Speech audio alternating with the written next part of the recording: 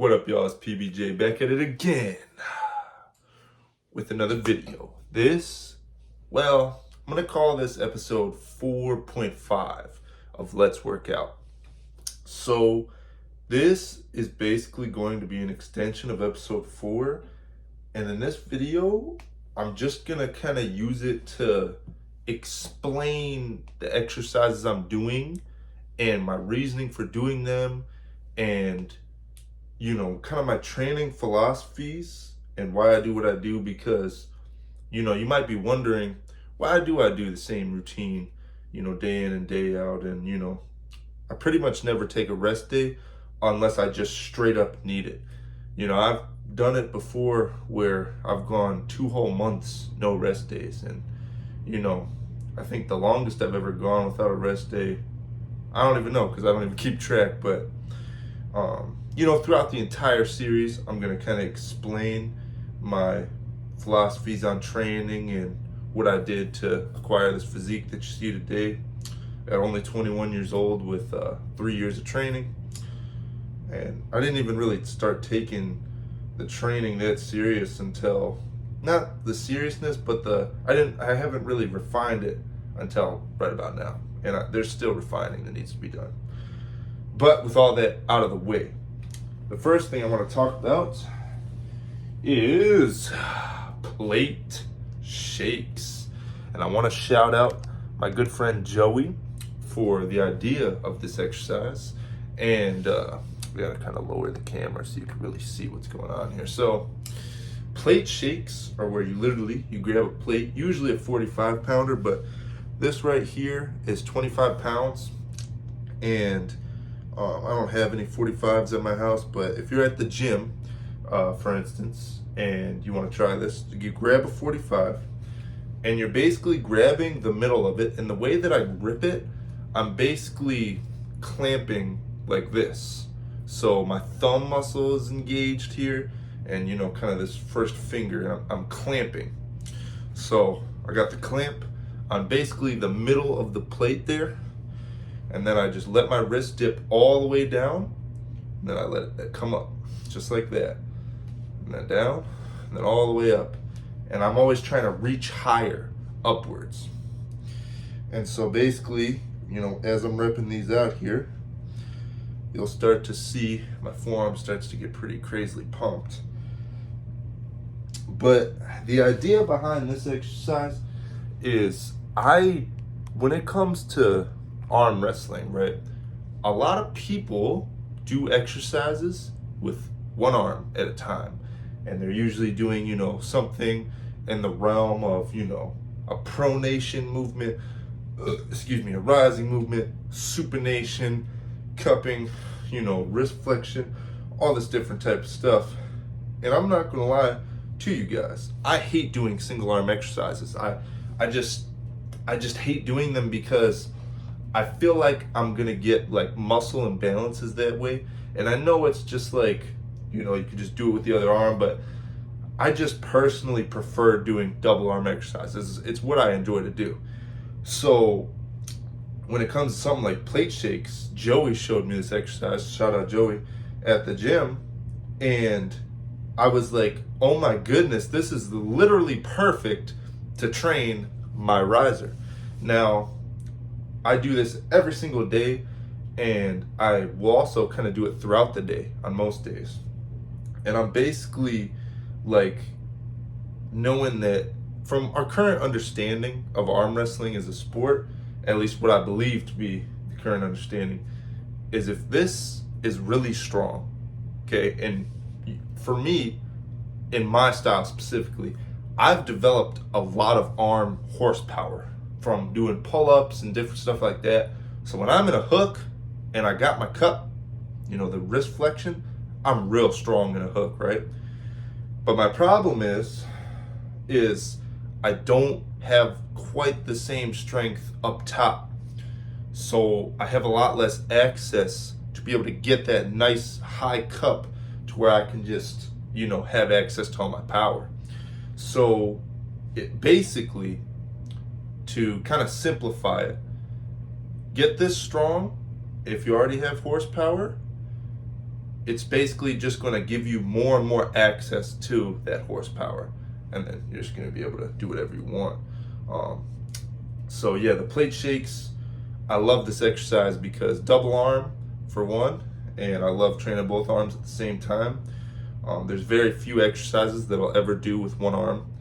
And yeah, another thing that I do like to do that I will show you, I don't know if you'll be able to kind of see it, but I'll see if I can show you. So I basically grab a plate like this 25-pounder here, and I don't know if I'm strong enough to do it right this moment, but you take it and you don't let your wrist dip, and you just kind of flex your wrist upwards. These are really hard. Kind of straight with the left arm as well. And you just kind of let your arm do a hammer curl, and you're gripping the plate, and you're basically just trying to rise up through the plate. And these are especially difficult, 25 pounds. Oh yeah. So that's what I've noticed that's helped me build a lot of riser strength, is to basically do the plate shakes. Those really help.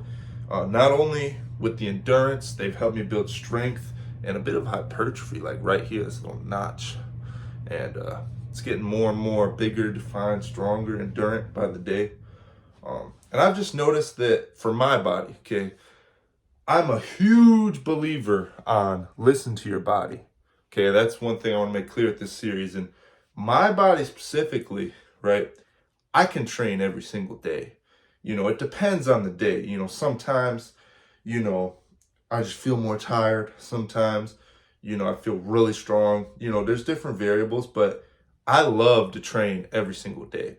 And, you know, if I was able to get, you know, to where I'm at right now with what I've been doing, it's clearly working. And that doesn't mean you have to train every day. It just means that's what I specifically do. So, you know, if you want to copy me, you can try it out. But just know that I also don't go too heavy on the weights. I pick moderate weight, and I'm always trying to solidify my temple, is what I'll call it. Because the main thing that I'm trying to do with working out is, of course, I want to get bigger and stronger. I mean, that's a given. But I want to make it so my body is hardened enough and, you know, endurant and strong enough to be able to do whatever I want it to do. And when I, you know, go out and I do things, you know, I want to have strong enough legs to be able to hop a fence, for instance, right?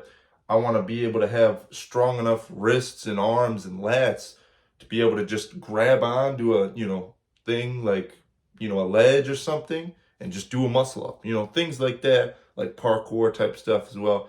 I enjoy that very much. So that's another thing of why I kind of do my training the way I do. So I'm going to probably, in this video, I'll talk about one more exercise because I don't want it to run too long, but I just wanted to really talk about the riser. But I think I'll also explain a little bit about pull-ups here as well to help you get those nice wide lats.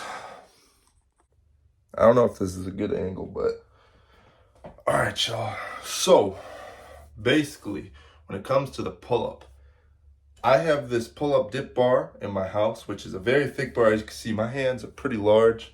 I mean, you can't really tell. I don't know how much you can tell on the camera, but my hands are very large. So I believe they're 8 inches going this way, and they're very thick too. And so what I want you to know is this bar is very thick, okay? And I like, my personal favorite pull-up variation is a thick bar chin-up. So this is how I do it, right? I get a false grip because with this grip, it doesn't truly achieve what I'm trying to get at. So I like to use this grip and I kind of curl in a little bit.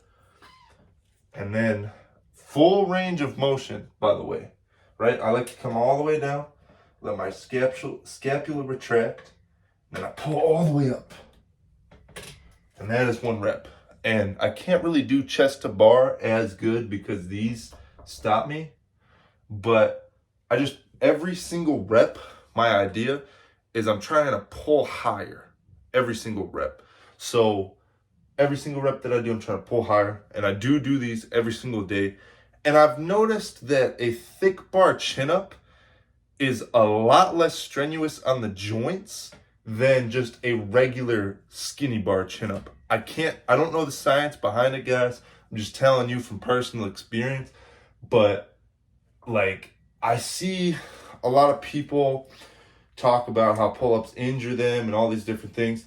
In my personal opinion, this, I believe, is the personal, like, oh, let me reword that. I believe this to be the safest pull-up variation, okay? To be able to do a thick bar false grip chin-up. But the bar has to be thick enough to where the resistance is different from the way that you pull on this to the way that you pull on this, if that makes sense. So essentially, I always do full range of motion. A lot of arm wrestlers do arm wrestler pull-ups, which, to demonstrate, there's something like this right here.